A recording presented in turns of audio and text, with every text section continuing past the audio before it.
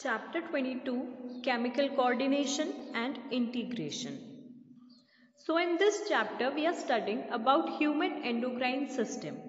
इस चैप्टर में हम ह्यूमन एंडोक्राइन सिस्टम के बारे में पढ़ रहे हैं. ह्यूमन एंडोक्राइन सिस्टम का मेन फंक्शन होता है बॉडी में कंट्रोल और कोऑर्डिनेशन का काम.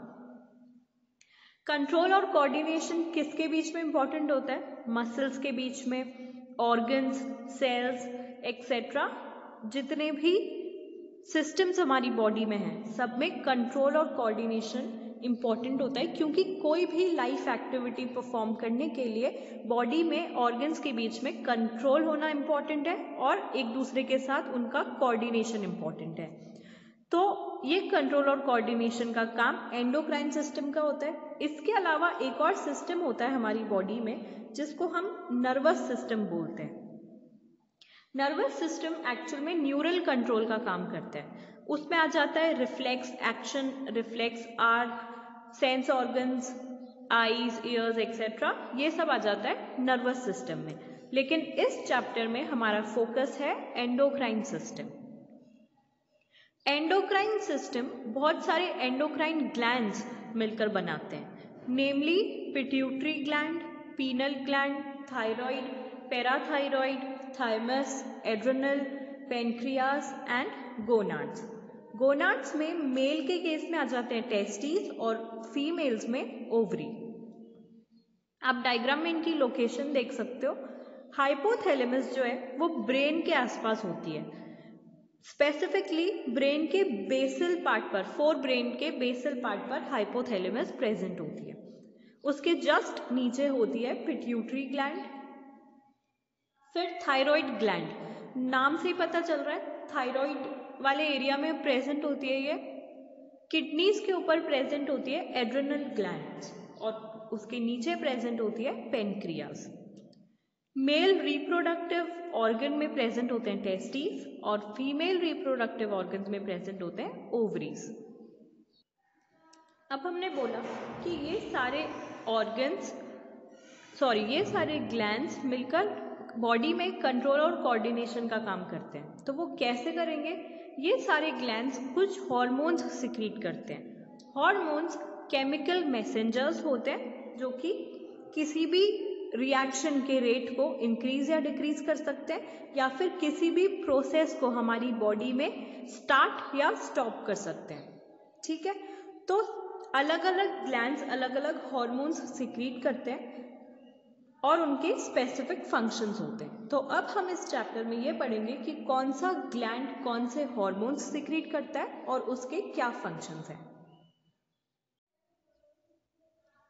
Starting with hypothalamus. Hypothalamus contains many groups of neurosecretory cells called nuclei that produces hormones. Hypothalamus में बहुत सारे न्यूरोसेक्रेटरी सेल्स के ग्रुप्स प्रेजेंट होते हैं जिनको हम न्यूक्लियाई भी बोलते हैं. ये न्यूक्लियाई हार्मोन्स प्रोड्यूस करते हैं. जो हार्मोन्स ये प्रोड्यूस करते हैं उनका मेन फंक्शन होता है पिट्यूटरी ग्लैंड में जितने भी सिक्रीशन और सिंथेसिस हो रहे होते हैं उनको कंट्रोल करना और उनको रेगुलेट करना. अब जो हार्मोन्स सिक्रीट होते हैं न्यूरोसेक्रेटरी सेल्स के थ्रू वो दो टाइप के हार्मोन्स होते हैं. कुछ हार्मोन्स उनमें से एंटीरियर पिट्यूटरी के फंक्शंस को कंट्रोल और कोऑर्डिनेट करने का काम करते हैं और कुछ पोस्टीरियर पिट्यूटरी के फंक्शंस को कोऑर्डिनेट और कंट्रोल करते हैं. जितने भी सिक्रीशन और सिंथेसिस पिट्यूटरी ग्लैंड में होते हैं उन सबको कंट्रोल करते हैं और उनको कोऑर्डिनेट करते हैं. कैसे करते हैं? उनको रेगुलेट करते हैं. मतलब अगर कोई प्रोसेस उसमें हो रही है, फॉर एग्जाम्पल हम माने कि सिंथेसिस की प्रोसेस उसमें चल रही है लेकिन वो बहुत ही स्लोली हो रही है, तो हार्मोन्स वहाँ पर ऐड होकर उसका रेट ऑफ रिएक्शन इंक्रीज करते हैं. अगर वो प्रोसेस बहुत जल्दी हो रही है और इतनी जल्दी नहीं होनी चाहिए तो हार्मोन्स वहाँ पर ऐड होकर उसको डिक्रीज करते हैं रेट ऑफ रिएक्शन. इसके अलावा अगर कोई प्रोसेस स्टार्ट ही नहीं हो रही है तो हार्मोन्स उस प्रोसेस को स्टार्ट भी कर सकते हैं, क्योंकि हार्मोन्स केमिकल मैसेंजर्स होते हैं. ये किसी भी प्रोसेस को स्टिम्युलेट भी कर सकते हैं और उसको इनहिबिट भी कर सकते हैं. पिट्यूटरी ग्लैंड सेला ट्यूनिका में होती है. सेला ट्यूनिका एक्चुअल में एक बोनी कैविटी होती है। जब अभी हमने डायग्राम देखा था तो उसमें हमने देखा था कि हाइपोथैलेमस के जस्ट नीचे होती है पिट्यूटरी ग्लैंड।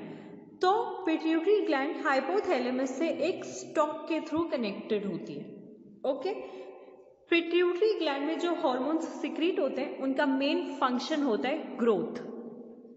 फॉर एग्जाम्पल, अगर किसी ह्यूमन बीइंग की हाइट बहुत ज़्यादा बढ़ गई है या किसी भी ऑर्गेनिज्म फॉर द मैटर की हाइट बहुत ज़्यादा बढ़ गई है तो उसमें इसीलिए बढ़ी है वो क्योंकि पिट्यूटरी ग्लैंड में जो हार्मोन सिक्रीट हो रहे हैं उनका प्रोडक्शन बहुत रैपिड हो रहा है और बहुत एक्सेसिव अमाउंट में हो रहा है।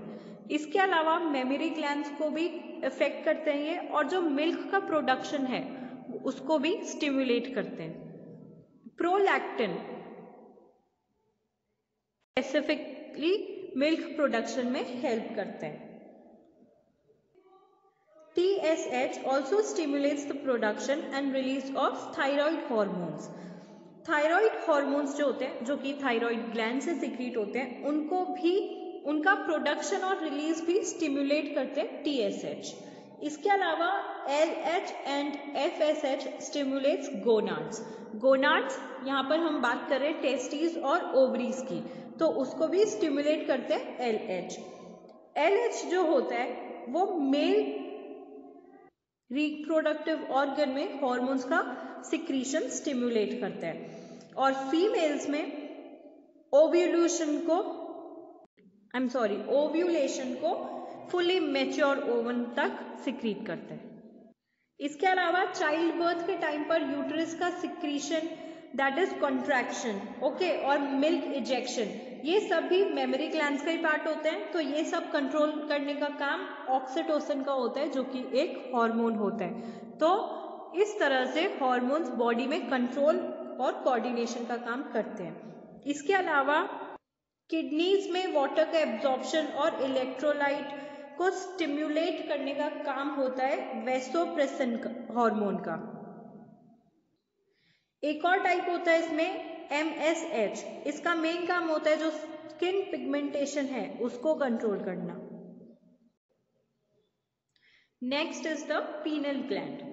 पीनल ग्लैंड प्रेजेंट होती है फोर ब्रेन के डॉर्सल साइड पर, और ये मेलाटोनिन हार्मोन सिक्रीट करती है, जिसका मेन फंक्शन होता है हमारी बॉडी में वाटर साइकिल को कंट्रोल और कोऑर्डिनेट करना, स्लीप को कंट्रोल और कोऑर्डिनेट करना, और टेम्परेचर, बॉडी टेम्परेचर को कंट्रोल और कोऑर्डिनेट करने का काम भी पीनल ग्लैंड के हॉर्मोन्स का होता है, जो कि होते हैं मेलाटोनिन।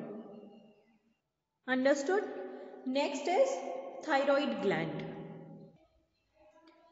ट्रैकिया के दोनों साइड पर लोब जैसे स्ट्रक्चर्स प्रेजेंट होते हैं, तो ये दोनों लोब्स थायराइड ग्लैंड होते हैं।